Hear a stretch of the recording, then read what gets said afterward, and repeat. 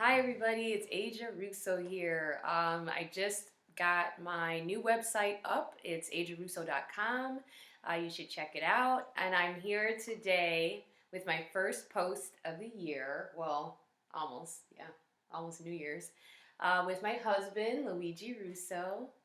And I am talking today about New Year's resolutions. And I have never created a New Year's resolution ever in my life because I always kind of thought it was a waste of time for me because I figured I'd probably not follow up. So I never created one, but this year I am going to do New Year's resolutions. So I was inspired by my husband because he's been doing New Year's resolutions since 1997. 1997. Let's see if you can see it. And you are how old now? 35 years old.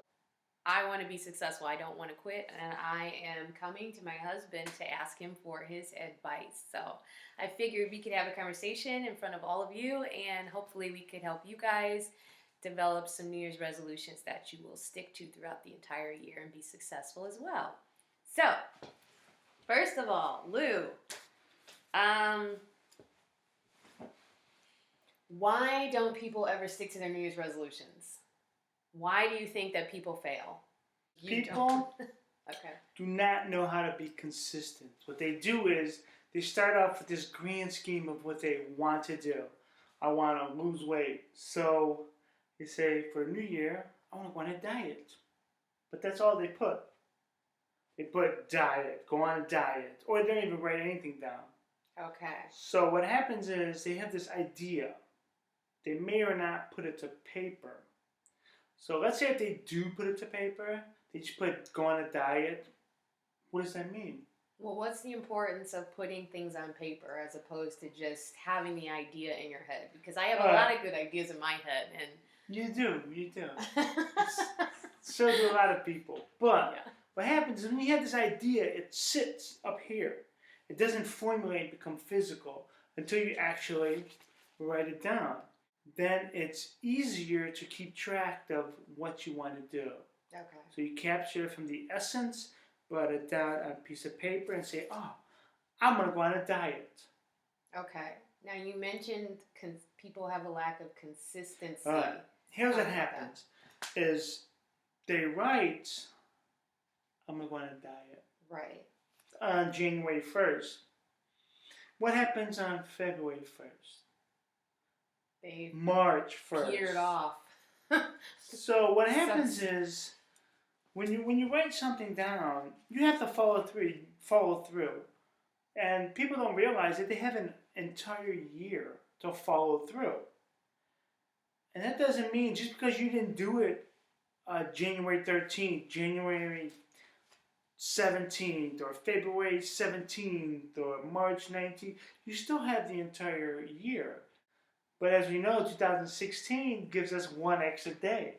So people have 366 days to accomplish their goal.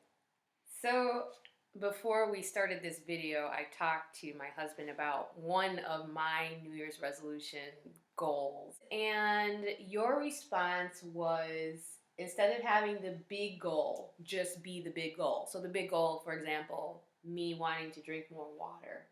I should break that down into mini goals. So can you talk a little bit more about that? Because that seems to be important. What is your ultimate goal? By December 31st, 2016, what do you want to do when it comes to drinking water? Okay, so I want to pretty much only drink water. So I guess I should say I also want to eliminate coffee. But how much water do you just want?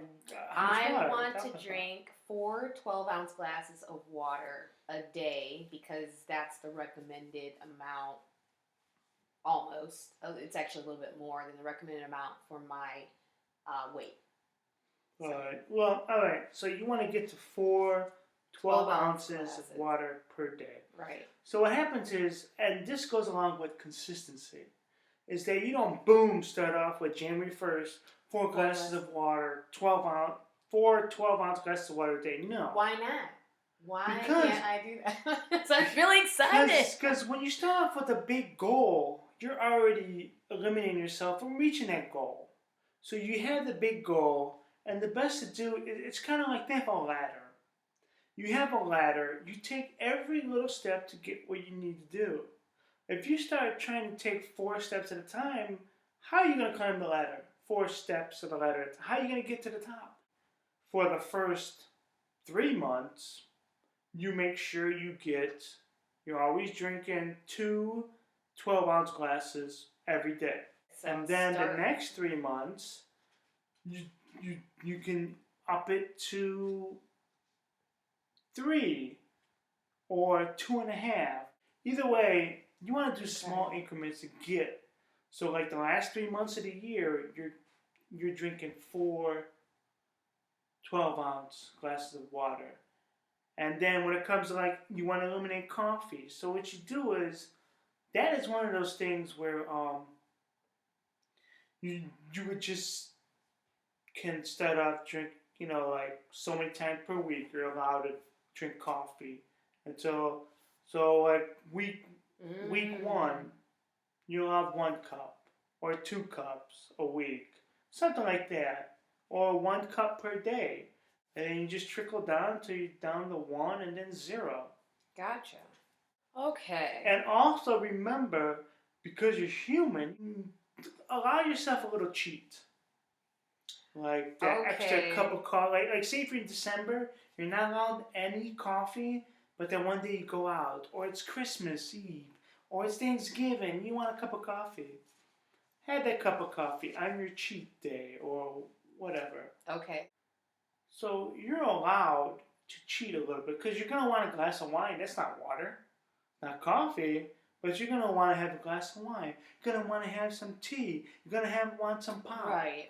So as long as it's not a daily occurrence, but you give yourself, say, hey, you know what? I've gone 6 days doing what I'm supposed to do. The 7th day, be my cheat day. So we're talking about cheat days. The cheating thing is good. This reminds me of something we had discussed earlier about failure. So, you think of cheating on your New Year's resolutions or, cheating on your goals or whatever, you might think that you're failing at your goals. So, what is your advice on getting that sort of like mindset of cheating is a bad thing and it's equivalent to failing, like out of your mind? Like what do you think is a good way to sort of like get around that?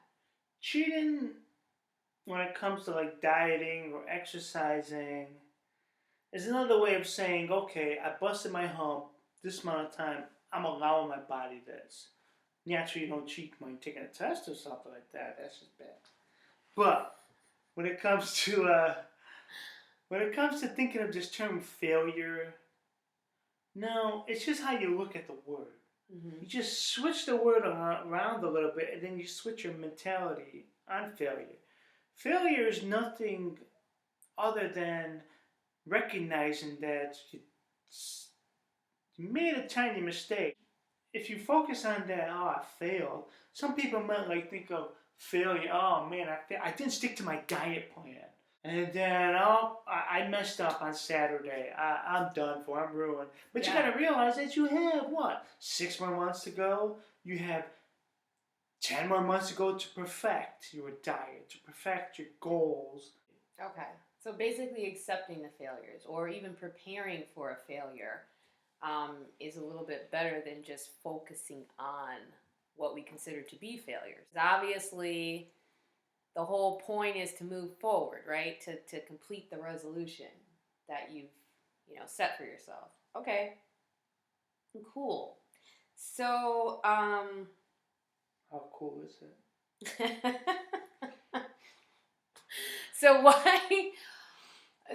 do you think are some good ways to hold yourself accountable for your New Year's resolution? So I know we already talked about writing things down. That seems to be a good way to hold yourself accountable. But for somebody like me who's never had a New Year's resolution list before, what would you recommend I do like what actions I can take, what steps I can take to hold myself accountable. And your New Year's resolutions every year, you give yourself a score, like some kind of like grading system.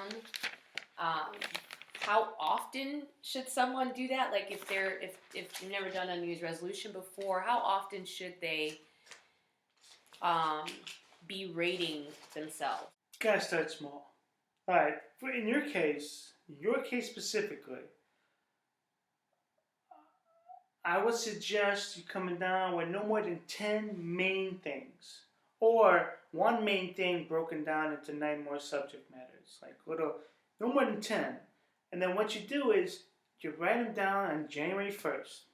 January 1st, get your quiet time, away from the children, away from me, find your moment, and then you list them. And then what you're going to need to do, because I know how hard it is for you to stick to these resolutions. It's very hard for me. So I would suggest once a week, like every Sunday, like clockwork. And then once you get to a point where like, okay, I don't need to look at this once a week. I'm looking at it twice a month. Then maybe by the time November, December, you look at it once a month. And then come January 1st of 2017, you give yourself a grading scale. How much is each goal worth? Is it worth 5 points, 100 points? Then you look at your goal. If your goal is to drink water, did you get to that point? And if you can 100% say yes, you give yourself 100% or a 10. Okay. And then whatever your grading system is, be honest with yourself, because there's no sense to lie to yourself, because it gets you nowhere in life. Exactly. Once you grade yourself, when you rate yourself, where you stood for that year, and then when you rate your new goals, you know where you can start off. And in 2017, you can have new goals, and you're constantly improving yourself. Ultimately, we want to prove to ourselves that we're successful. Right. Very well said. Okay. Goal setting, New Year's resolutions are all about strengthening the mind. Yes, and they're not a fad. I'm very happy that I have decided to do this, because I really, really feel that in order to improve upon yourself, in order to become successful and do the things that you want to do in life and to live the life you want to live, you really have to set the goal, make a plan, like a workable plan, not just have an idea and dream about it all day, every day, but actually do something. And I think when you resolve to do what you want to do by creating a resolution list, like my husband started doing when he was how old? Like a teenager? 16 going on 17. 16 years old? I mean, what 16-year-old does that? Apparently he does. So I really feel like it's really important. So I want to thank my husband for allowing me to interview him for my new website. Thank you, husband. You're welcome, wife. And I just want to thank you guys for watching, and I really hope that you learned something today. If you have any questions, please send me an email. I hope you subscribe to my new site. Again, it's AsiaRusso.com, and I hope you guys have a great new year. Thanks so much. Bye. Happy New Year's.